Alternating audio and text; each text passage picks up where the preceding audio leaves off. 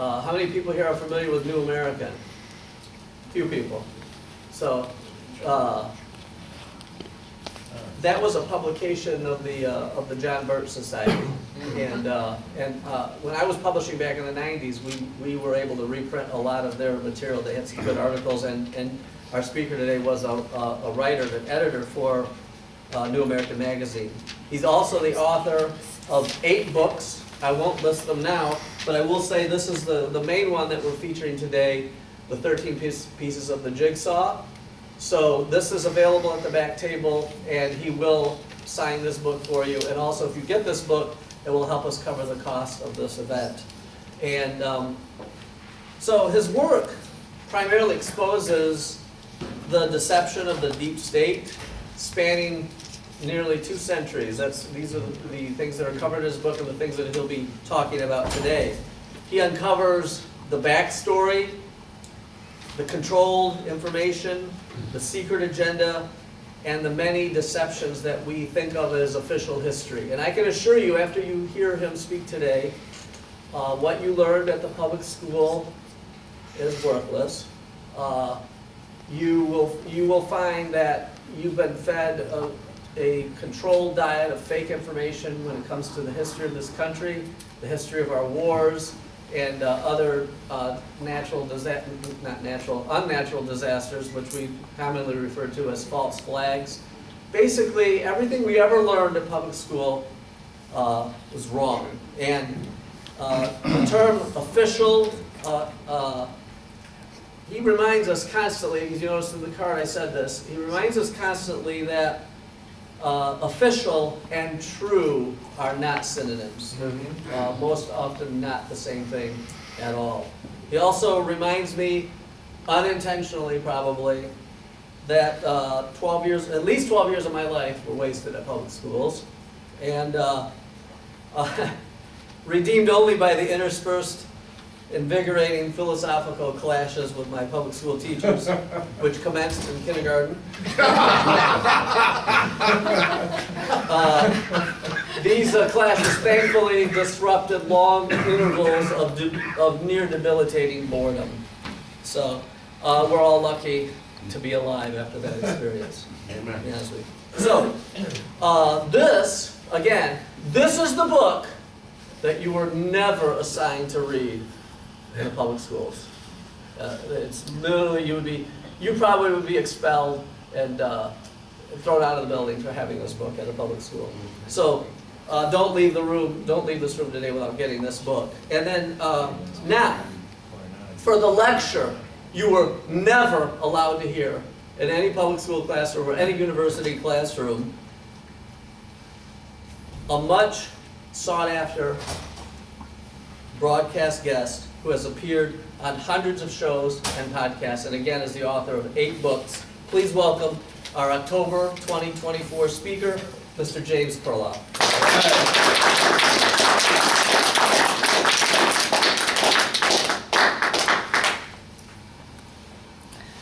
Thanks, John. Well, I want to start out with an anecdote that I wasn't expected to tell today. 2 days before my flight out here to what I now have learned is called the Wokimos, I got up in the morning and my computer did something it had never done before. It started setting off alarms like a fire alarm or air raid siren. It said there was a massive error on my computer, my hard drive could not be located, and I couldn't reach customer service because I couldn't start my computer. I tried rebooting several times, the same thing would always happen. And so I tried reaching customer service on somebody else's computer, but I realized it was going to be hopeless. And so I called John, and I said, John, I don't even know if I can make it out to Michigan. The only solution I know of is I need to run to Staples, get a new laptop, get used to, I'm not used to Windows 11, I need to get used to setting up a new computer, get my apps onto it. But thankfully, thank God, everything worked well. Staples had a nice laptop on sale. I was able to get the one device I needed for it, and I was able to get my apps on it and get it up and running. And so this laptop is only 2 days old, and it works fine with the projector, which John himself bought. Grateful to be here. Now, whether or not this was a coincidence or not, I don't know, but I do know that before my laptop was working perfectly and seamlessly, just the night before there'd been a little slowdown, there was just a little slowdown. So maybe somebody didn't want me to come out here to Wokimos, and or maybe it was a coincidence, I really don't know, but I thought I should mention that. Unit 8200 at work. Yeah, oh yeah, well, I've experienced censorship in a number of ways. Maybe I'll mention them, a couple of them during the course of this talk. So I like to use PowerPoint. I think it's a lot more interesting. When John first asked me to come out here, I mentioned to him that last year I did a PowerPoint on the history of the New World Order in America. And I walked the audience through everything from the Panic of 1907 through the Fed, World War I, President Franklin D. Roosevelt, Pearl Harbor, Korean War, Vietnam War, the pivotal war, year of 1979, the Gulf War of 91, 9/11 and all the anomalies associated with that, the wars that followed it, COVID, climate change restrictions, and of course the control of media and politicians. And that talk is on Rumble and lasts for 2 hours and 15 minutes with a break in the middle. And I said, well, John, maybe give you a condensed version. But I looked, I said, no, it's already so condensed that if I tried to put it into 1 hour, which is about what I'll have here today before Q&A, it'll be impossible. So I decided to, what I would do today is focus on world wars, because there's a lot of talk about a third world war, and I thought that the best thing to do would be to talk about the first two world wars and the deceptions that brought America into those conflicts, the continuity that existed between those wars, and the continuity they have to today, what's going on today, and the possibility of a third world war today. So before we start on the world wars, there's several concepts I want to mention. I'm sure just about everybody here knows these, but I'm just going to mention these concepts briefly because they help clarify the orchestration of the wars. And the first thing is that America is controlled by an oligarchy that conceals itself behind the facade of democracy. Now, there was a great financial writer back in the almost a century ago named Ferdinand Lundberg, and he wrote for the Wall Street Journal and a lot of other publications. He said this, quote, "The United States is owned and dominated today by a hierarchy of its 60 richest families. These families are the living center of the modern oligarchy which dominates the United States. Discreetly under a democratic form of government behind which a de facto government, actual government, absolutism, plutocratic has gradually taken form. This de facto government actually is the government of the United States, informal, invisible, shadowy. It's a government of money and a dollar democracy." End quote. And I wrote that 87 years ago in the book America's 60 Families.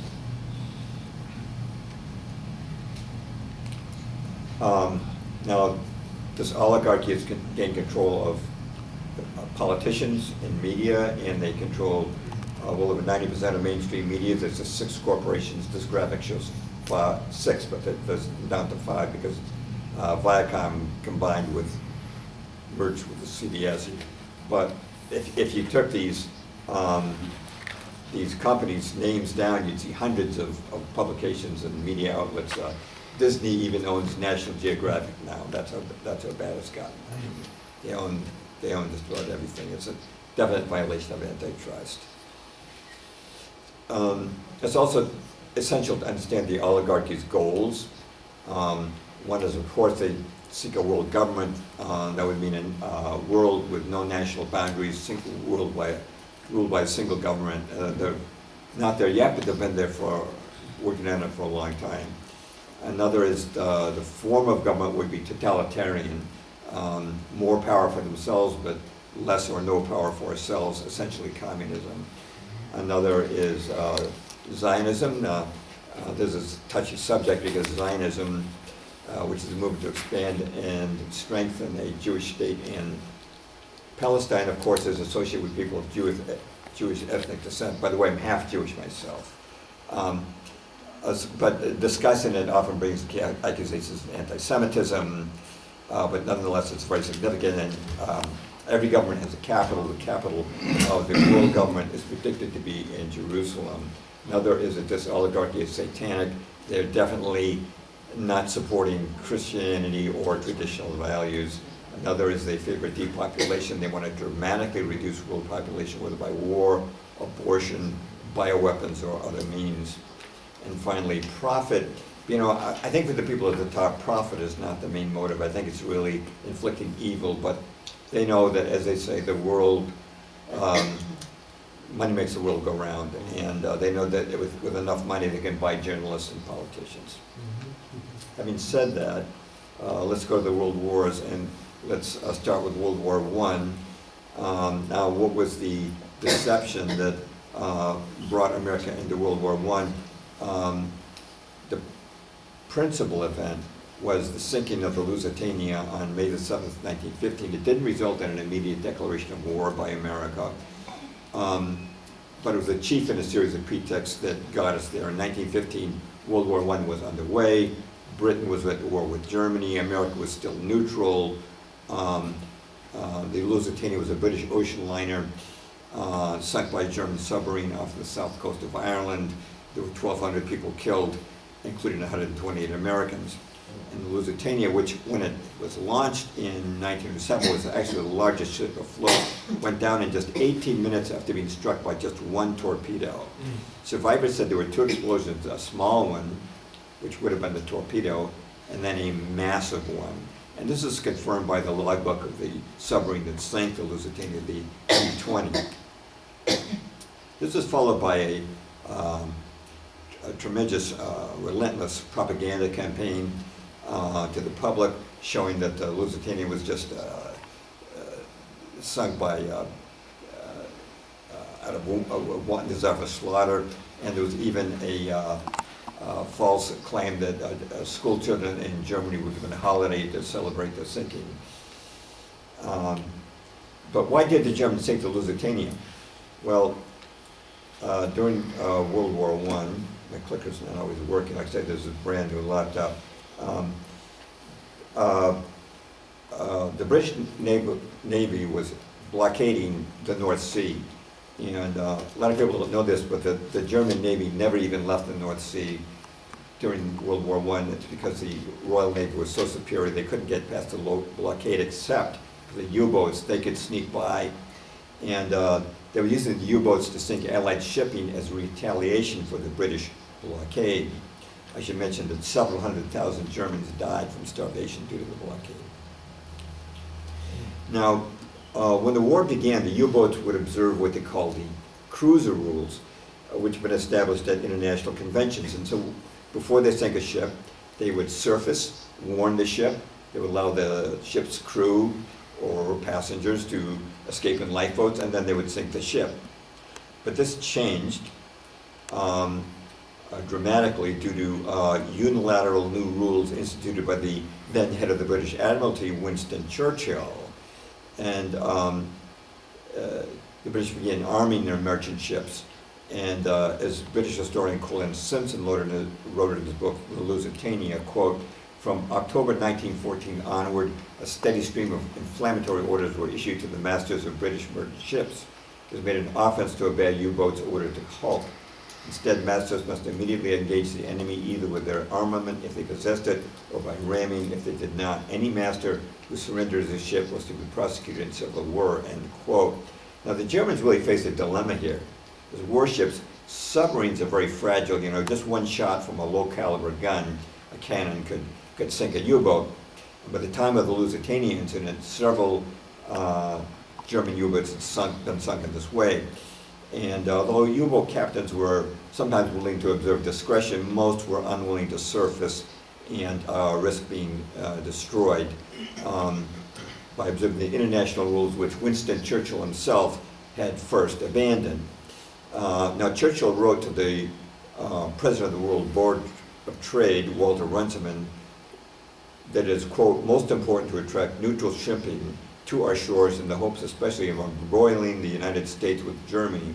In his post-war book, The World Crisis, Churchill wrote this: "The maneuver which brings an ally into the field is as serviceable as that which wins a great battle.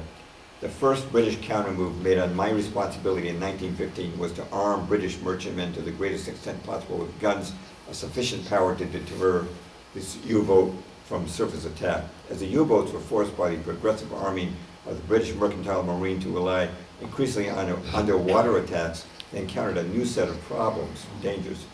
The submerged U-boat with its defective vision, meaning a periscope, ran the greatest risk of mistaking neutral for British vessels and thus of drowning neutral crews and thus of embroiling Germany with the other great powers." And by the way, if you'd like citations for any of my quotes, most of them are right on the slides, but you'll also find them on my free articles on my website, jamesperloff.net. I have articles on the Lusitania and Pearl Harbor there, and those are also in chapters in my book, 13 chapters of the Jigsaw, which is on sale here today. Now, to Churchill's disappointment, U-boats scrupulously avoided attacking American ships, so Churchill went to Plan B. Plan B was, let's have the Germans sink a British ship with Americans on board. Now, this required coordination on both sides of the Atlantic. The American president at that time was Woodrow Wilson. 1913, his first year in office, saw passage of both the Federal Reserve and the income tax, both of which measures would serve the oligarchs very well. I should mention that when Wilson was elected president, he had only 1 year of political experience as governor of New Jersey, and getting elected was only a miracle that the oligarchy could achieve. Now, let's talk about foreknowledge that the Lusitania was going to be sunk. Our ambassador to England under Wilson was a militantly pro-British Walter Hines Page. Now, during his tenure, he was given a private stipend of $25,000 a year, which would be well over $500,000 in today's dollars.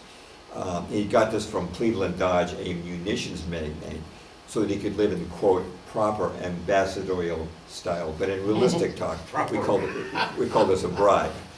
Now, on May the 2nd, 1915, just 5 days before the Lusitania was sunk, Page wrote this to his son: "If a British liner full of American passengers be blown up, what will Uncle Sam do? That's what's going to happen." Wow. But there's more. Now, Edward Mandell House was Woodrow Wilson's top unofficial advisor.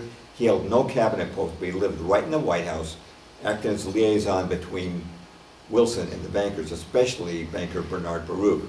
When the Lusitania went down on May the 7th, 1915, House was in England as Wilson's emissary.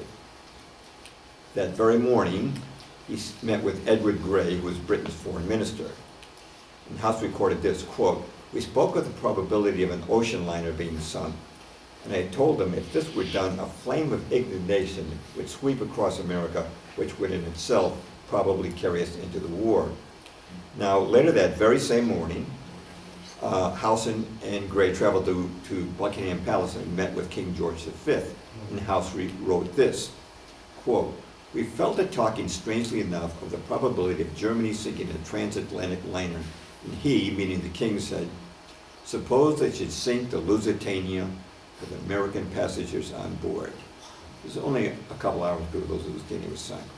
And these quotes again appear in House's official biography, the intimate papers of Colonel House. Now, what was on the Lusitania? Why did the Germans sink the Lusitania? Besides the fact that she was an auxiliary cruiser listed as such in Jane's fighting ships, she was carrying U.S. munitions to Germany, using civilians as a shield. And she'd done this several times already. Now, how did the Germans know this? Because German-American dock workers saw this going on, and some of them reported to the German embassy. And what was the Lusitania carrying on her final voyage? Well, here we go. 173 tons of Remington rifle cartridges, approximately 80 tons of gun cotton, which is an explosive that the British used in their sea mines, 50 tons of shrapnel shells, 46 tons of aluminum hydroxide, which is another very powerful military explosive used by the British, and 18 cases of percussion fuses, these are fuses that went inside bombs to help them explode. And it consisted of mercury fulminate, which is very, very volatile.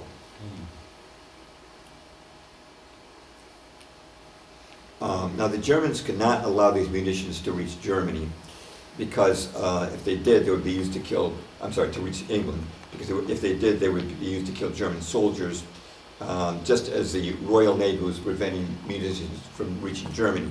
Now the Germans did not want to kill American civilians, so they took out notices next to the Lusitania sailing ads in the newspapers, and here's what they said, here's the picture.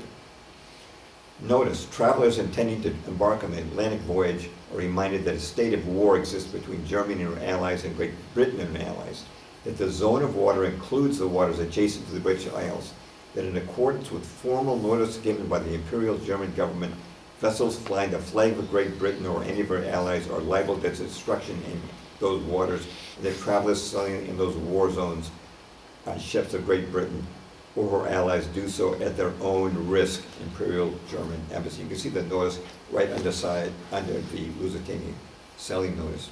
So Americans who wanted to sail to Germany safely could do so simply by sailing on American ships or that of any neutral country. So why weren't these notices heeded? Because an officer in the U.S. State Department ordered that they be suppressed. Now when the Germans learned of this, they personally appealed to the American Secretary of State, William Jennings Bryan, who, by the way, was a very good man. And he immediately cleared the notice of publication, but now it's getting late. And Bryan said to President Wilson, please warn Americans. He refused to do so. He was always on the banker's puppet strings. Now this is Senator Bob LaFollette, who's very much like the Ron Paul of his day, because he's a good man. He's an honest congressman, honest senator. Here's what he said in 1917. 4 days before the Lusitania sailed, President Wilson was warned in person by Secretary of State Bryan that the Lusitania had 6 million rounds of ammunition on board besides explosives, and that passengers who proposed to sail on that vessel were sailing in a violation of a statute of this country, that no passengers should travel upon a railroad train or sail upon a vessel that carries dangerous explosives. So how did the oligarchs react? They told their friends in Congress, impeach LaFollette. And a campaign was underway in the Senate to do that, but it was stopped because former Secretary of State, who resigned over all this, came forward and confirmed that everything Senator LaFollette had said was true. Now, question, how did the British know in advance that the Lusitania was going to be sunk? I gave you those quotes before. A couple of factors to consider. First of all, British intelligence had cracked Germany's naval codes. Secondly, they knew that a U-boat was very active in that very area. It had sunk 2 ships the very previous day. And on previous voyages, destroyers would always accompany the Lusitania whenever there was a submarine threat. But on May the 7th, no destroyers were sent out, even though 4 were lying idle in the nearby port of Milford Haven. A great deal of communications traffic took place between the Lusitania and the Admiralty. Probably the captain was saying, where are my destroyers? Can I be rerouted to Ireland until the danger passes? But all those records have disappeared from the files of the Admiralty, so we can't read them. Now, Patrick Beasley was considered the leading authority on the history of British naval intelligence, in which he was long an officer. In his book, Room 40, here's what Beasley wrote. Nothing, absolutely nothing was done to ensure the liner's safe arrival. I am reluctantly driven to the conclusion that there was a conspiracy, that's his word, deliberately to put the Lusitania at risk in hopes that even an abortive attack on it would bring the United States into the war. Such a conspiracy could not have been put into effect without Winston Churchill's express permission and approval. Now, all that was left was the cover-up. In Britain, a formal inquiry into the sinking was held before Lord Mersey, who had overseen the Titanic inquiry. However, well before it got underway, the Admiralty resolved to scapegoat the ship's captain, William Turner. The guy on the left is Richard Webb, director of the Admiralty's Trade Division. He issued a report which said of Turner, quote, one is forced to conclude that he's either utterly incompetent or that he's been gotten at by the Germans. Admiral Lord Fisher, First Sea Lord, said, Turner is, quote, not a fool but a knave. I feel absolutely certain that Captain Turner of the Lusitania is a scoundrel and been bribed. I hope that Captain Turner will be arrested immediately after the inquiry, whatever the verdict or finding may be. And he added, ought not Lord Mersey get a hint? Winston Churchill, who you see in the second photograph on the left, and that's Lord Fisher next to him. Churchill said, we shall pursue the captain without check, and then Webb wrote to Lord Mersey, quote, I am directed by the Board of Admiralty to inform you that it is considered politically expedient that Captain Turner, the master of the Lusitania, be most prominently blamed for the disaster. Thus, in complete violation of the traditions of Western justice, Lord Mersey was asked to render a verdict before the inquiry even began. This request came from the very men responsible for denying the Lusitanians protection in the first place. At the inquiry, all evidence of the Lusitanians' munitions was quashed. Captain Turner was never even asked where his cargo was. Mersey officially concluded the sinking was simply due to being torpedoed by a German submarine, but he was unwilling to crucify Captain Turner because no credible evidence was presented in court showing that he was incompetent. He was shown to be an able seaman. I should mention that Churchill had been dismissed as head of the Admiralty by then because of the disastrous Gallipoli campaign, so he no longer had to placate him. But after this, Mersey excused himself for any further justice duties.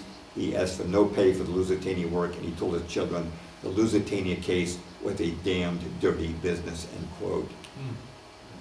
Now, before I discuss how World War I fit into the plans of the oligarchs, let's first look at the event that brought the United States into the Second World War, and then we'll connect everything together. Pearl Harbor.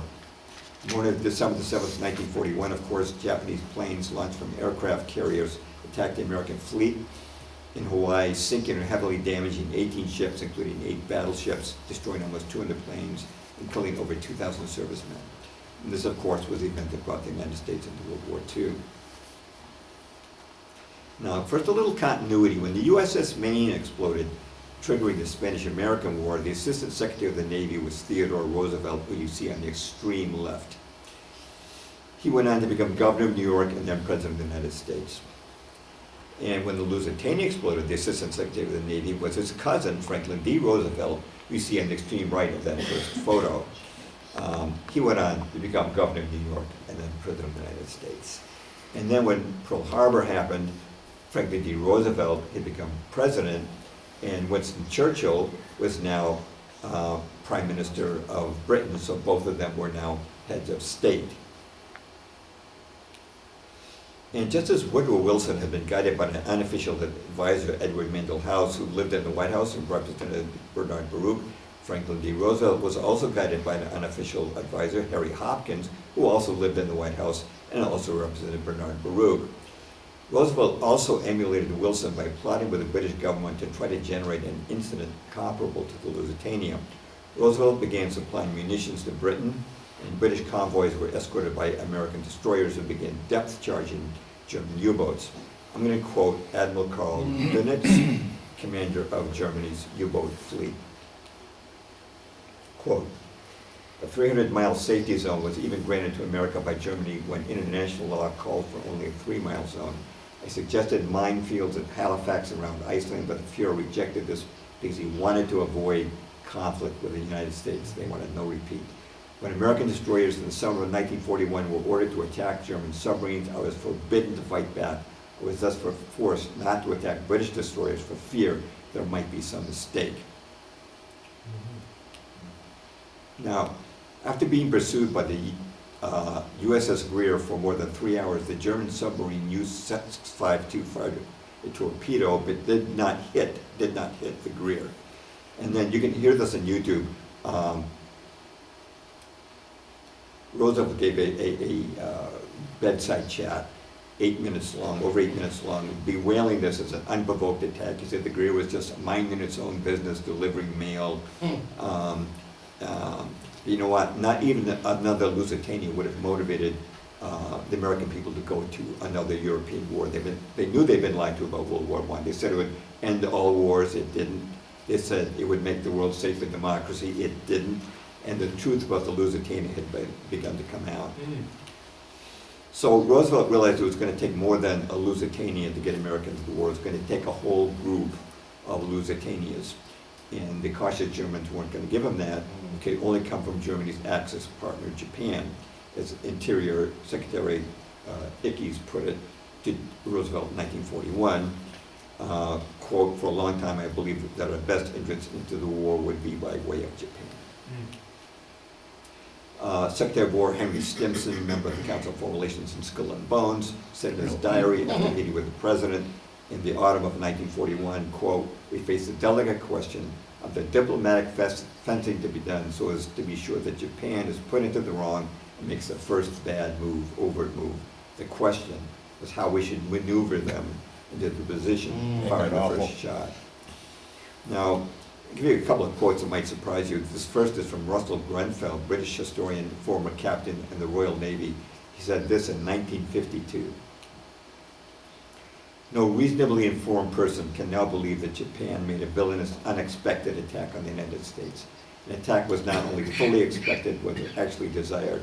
It is beyond doubt that President Roosevelt wanted to get his country into war, but for political reasons was most anxious to ensure that the first act of hostility came from the other side.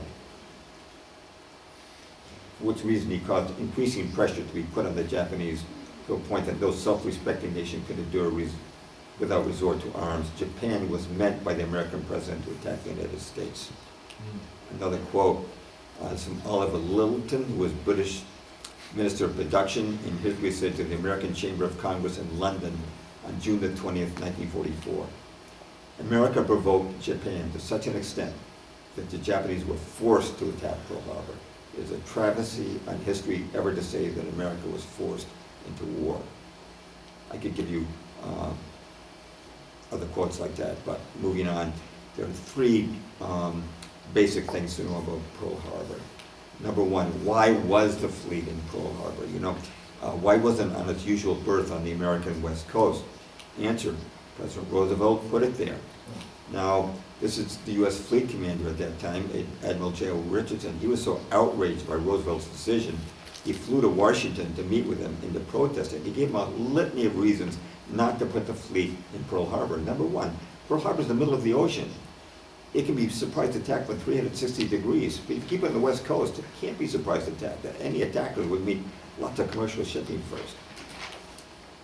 Also at Pearl Harbor, the fleet was boxed together like sardines. If a bomb missed one ship, it might hit the ship next to it. In Hawaii, oil and other supplies had to be brought across 2,000 miles, over 2,000 miles of the Pacific. Pearl Harbor didn't have adequate dry docks, ammunition storage facilities or fuel storage facilities, didn't have enough tugboats. The fleet could have maintained on a superior war fleet on the West Coast. Also, basing the fleet in Hawaii would separate 20,000 sailors from their families, which would be bad for morale.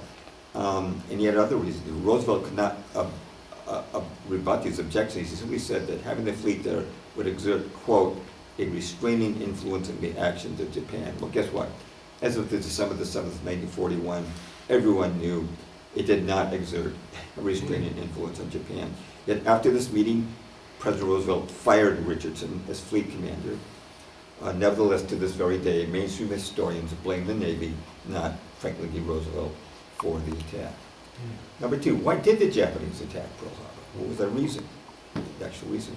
Now, the American public was told because Japan wanted to conquer the world. Americans were subjected to a stream of propaganda depicting Japan as bent on world conquest, even though it's smaller than Montana. Now, in the wartime government-produced film, Our Enemy, the Japanese, which you can watch on YouTube, the narrator, Joseph Grew, Council of Foreign Relations, told the public the Japanese believe it is, quote, the right and destiny of Japanese emperors to rule the whole world, to destroy all nations and peoples which stand in the way of its fulfillment. Their national dream is to see Tokyo established as a capital of the world. World conquest is their national obsession. End quote. Grew said these things without giving any evidence to support it. If you watch the movie, you just see Japanese getting on the subway trains and eating food with chopsticks. That's what you see. Okay, now, as proof of Japan's conquest of the world plan, the American press played at the fact that Japan had sent troops into Manchuria, northern China, in the 1930s. But what they didn't mention was before that happened, the Soviets had conquered Xinjiang, northwestern province of China, and also had moved into Outer Mongolia. And no Japanese troops set foot in China before that happened. Now, this is Dr. Anthony Kubik, who's chairman of the history of the department at the University of Dallas, and here's what he wrote in his book, How the Far East Was Lost. Quote, it was apparent to Japanese statesmen that unless bastions of defense were built in Manchuria and Inner Mongolia, communism would spread throughout all of North China and seriously threaten the security of Japan. But the Department of State seemed not to regard Japan as a bulwark against Soviet expansion into North China.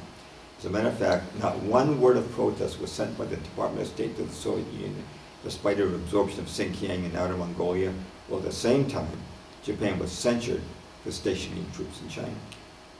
Now this, remarked by Kubik, highlights a policy consistent throughout the Second World War, which was to condemn fascist aggression while tolerating without limit communist aggression.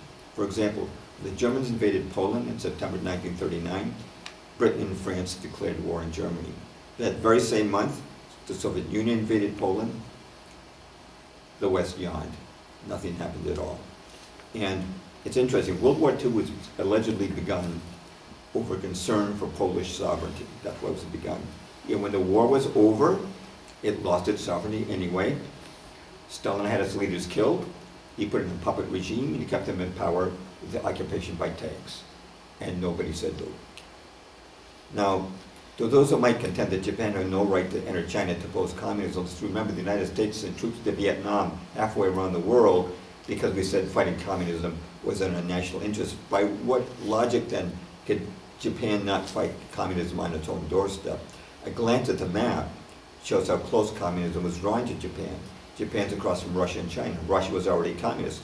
If China also became communist, which it did after the war, Japan would be isolated and doomed. They knew that. I would not insist that Japan did not have any imperialistic ambitions mixed in, but in sending troops to Manchuria and China, Japan was essentially invoking their own version of the Monroe Doctrine, which was to keep the Soviets and foreigners out of Asia. But why did the Japanese attack Pearl Harbor? The answer can be found in an 8-point plan of provocation toward Japan, which was drawn up by Lieutenant Commander Arthur McCollum of Naval Intelligence, which went to Roosevelt. And the 8th step of the plan was, quote, completely embargo all U.S. trade with Japan in collaboration with a similar embargo imposed by the British Empire. And that was followed by this sentence, quote, if by these means Japan could be led to commit an overt act of war, so much the better. Now, in the course of 1 week between July 26, August 1st, 1941, Roosevelt seized Japanese assets in America, closed the Panama Canal to Japanese shipping, and enacted the sweeping trade embargo that McCollum had recommended. Britain and the Netherlands then followed suit with embargoes. Now, for the Japanese, this constituted a death threat. They depended on imports for 75% of its food, 88% of its oil, and for many of its raw materials. Now, the timing of this embargo is interesting. July of to August 1941. June 22nd, 1941, Operation Barbarossa had begun. Germany and several of the European allies, some people think it was only Germany, it was not. It was Italy, Romania, Hungary, Croatia, Finland, and in time, several divisions from Spain and Belgium sent volunteers, struck the Soviet Union. And in July of 1941, all reports indicated that the Axis forces were crushing the Red Army. Hundreds of thousands of Soviet soldiers were surrendering, and as they did, many shouted, Stalin kaput. According to eyewitnesses, Stalin was paralyzed with fright. Up until now, he only fought wars of aggression. He didn't know how to fight a war of defense. If Japan, Germany's ally, entered Operation Barbarossa from the east, Stalin would be caught in a vise and communism would have been destroyed. Japanese state didn't want to do this. Roosevelt's trade embargo guaranteed Japan would not join Operation Barbarossa and would have to its attention south, because no nation can prosecute a war without oil. Tanks, trucks, ships, airplanes all depend on it. If Japan attacked Russia through Siberia, there'd be no oil there to be confiscated, but there's abundant oil to the south in the Dutch East Indies and Southeast Asia, and many resources the embargo is denying Japan, such as rubber, tin, and iron ore. Japan's representatives in Washington, you see there was Secretary of State Cordell Hull, earnestly negotiated for the armed embargoes repealed to no avail. They offered to withdraw all Japanese troops from everywhere, from Southeast Asia, South China. The only place to ask to retain troops was right across the sea in North China as an immediate defense against communism. On November the 26th, 1941, the State Department delivered an ultimatum to Japan. Sanctions would only be lifted if all overseas Japanese troops would withdraw to Japan. Now, the ultimatum, or Hull note, as it's officially credited to Secretary of State Hull, was not actually written by him. It was written by this man, Harry Dexter White, Assistant Secretary of the Treasury. Now, it's now known, has been known for some time, that he was a Soviet operative. He was a spy for Stalin. And this has been acknowledged by Time Magazine, and it was acknowledged by President Eisenhower's Attorney General Herbert Brownell at a press conference in 1953. The White Hull ultimatum was a deliberate catch-22. If the Japanese refused, they would die from starvation. If they complied and brought all troops back in, communism would sweep China exactly as happened after the war, resulting in communist China. The Japanese would thus give an two-headed coin. You can die by starvation or die by communism. He said, if your only choice you're going to give us is to die, we're going to have to fight. But how did Washington know about the Pearl Harbor attack? Just as with the Lusitania, high officials had full foreknowledge of the Pearl Harbor attack. Well, part of that came from many individuals, intelligence personnel, military officers, both foreign and domestic, and members of Congress. Some examples would include Joseph Greer, Ambassador to Japan, J. Edgar Hoover, Director of the FBI. He got his information from Dusko Popov, who was a Yugoslavian double agent. Brigadier General Elliot Thorpe was the U.S. military advisor, observer in Java, which is controlled by the Dutch. Colonel F.G.L. Weigerman, who was the Dutch military attaché in Washington. Senator Guy Gillette and Congressman Martin Dice, who also received warnings about the attack, but were told by Roosevelt, in the interest of national security, don't tell anyone. I elaborate on these individuals in my book and on my online articles, but I'll skip the details. But today we'll concentrate on the cracking of Japan's codes. The Japanese used a diplomatic code called Purple to communicate to their embassies and major consulates throughout the world. Its complexity required them to be enciphered and deciphered by machine. Now, the Japanese thought that this code was unbreakable. But in 1940, talented U.S. cryptanalysts cracked the code and devised facsimiles of the Japanese machine. So as a result, U.S. intelligence was reading Japanese diplomatic messages, often on a same-day basis. Copies of the deciphered text were properly delivered in locked pouches to select individuals. This included President Roosevelt, Secretary of State Cordell Hull, Secretary of War Henry Stimson, Army Chief of Staff General George Marshall, Chief of Naval Operations Admiral Harold Stark. Copies also went to Harry Hopkins, FDR's shadow advisor, who held no cabinet position, and if he read it, you can be sure that Bernard Baruch was reading it. But guess what? Copies were not sent to our commanders in Hawaii, Pacific Fleet Commander Admiral Husband Kimmel, or our Army Commander General Walter C. Short. And what did these intercepts reveal? They revealed that Tokyo had ordered its consulate in Hawaii to divide Pearl Harbor into 5 areas, and on a frequent basis to report the exact location of each ship in dock. Now, nothing's unusual about a spy reporting ship movements, but when spies are reporting the exact locations of each ship, the obvious implication is they've been targeted for destruction. Don't you think Hawaiian commanders should have known about this? We did not tell them. On November the 29th, 3 days after the ultimatum, Japan's envoys in Washington were told eruption negotiations was inevitable, but Japan's leaders, quote, do not wish to give you the impression that negotiations have broken off. On November the 30th, Tokyo headed to Berlin embassy to tell the Germans that, quote, the breaking out of war may come quicker than anyone dreams. None of this was sent to Pearl Harbor. We even intercepted Japan's actual declaration of war, 13 parts of that 14-part message, on December the 6th, the day before the attack. But this, too, was withheld from our commanders in Hawaii until after the attack. Yeah. Officers of the U.S. Army intelligence wanted to warn Pearl Harbor. They saw the message, but they were told they could not do so without permission from the Army Chief of Staff, George Marshall, who conveniently absented himself from his office. His servant said he was out on a horseback ride. Turned out to be a very long horseback ride, and actually he wasn't even on a horseback ride. In his year 2000 book, The Day of Deceit, The Truth About FDR and Pearl Harbor, Robert Stinnett proved from documents obtained through the Freedom of Information Act that Washington was not only deciphering Japanese diplomatic messages, but naval dispatches also. It had long been presumed that as Japan, its fleet approached Pearl Harbor, it maintained complete radio silence. This was not the case. The fleet observed discretion, but not complete silence. Naval intelligence intercepted and translated numerous dispatches which President Roosevelt had access to. The most significant one was sent by Admiral Yamamoto to the Japanese First Air Fleet on November the 25th, 1941. Here's what it said, quote, the task force, keeping its movement strictly secret and maintaining close guard against submarines and aircraft, shall advance into Hawaiian waters, and upon the very opening of hostilities shall attack the main force of the United States fleet and deal it a mortal blow. The first air raid is planned for the dawn of X day, exact date to be given by later order. No one in the American government could possibly read that and not understand its meaning.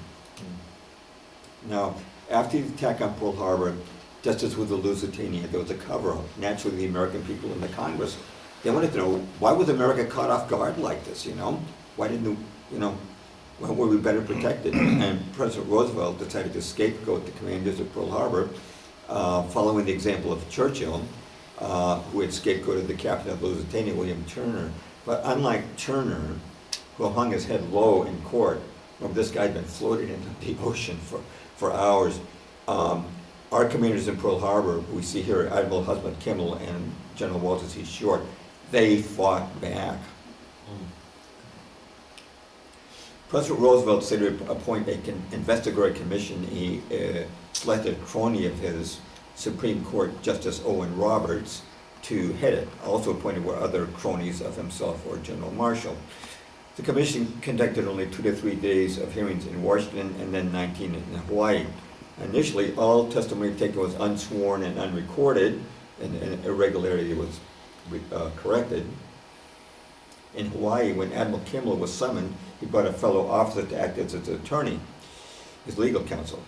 Justice Robert disallowed this on the grounds that the investigation was not a trial and the admiral was not a defendant. But because Kimmel and Short were not formally on trial, it also denied all the judicial rights of defendants. They couldn't ask questions, they couldn't cross-examine witnesses. Kimmel was also shocked that the proceeding stenographers omitted much of his testimony.